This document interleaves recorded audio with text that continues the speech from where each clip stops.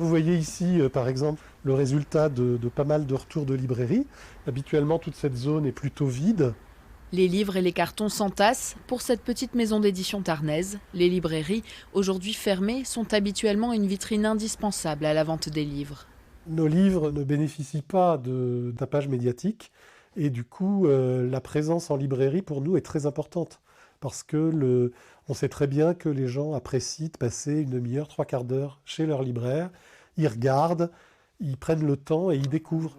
Deuxième difficulté cette année, ne pas pouvoir communiquer sur les sorties. Laurent Grossat est illustrateur jeunesse. Et tu vois, cette image-là, par exemple, elle marche vachement bien.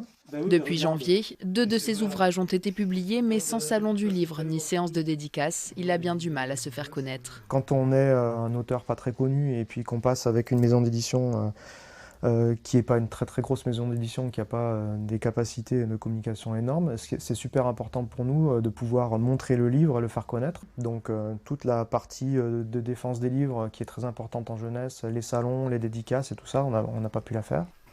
Cette maison d'édition a déjà perdu près de 60% de son chiffre d'affaires par rapport à l'année dernière.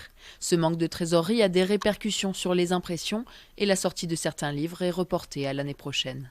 Quand cette période où la trésorerie a été très mise à mal, on va avoir une phase de redémarrage difficile parce qu'on n'a plus les moyens d'investir beaucoup dans l'impression, dans la fabrication des livres.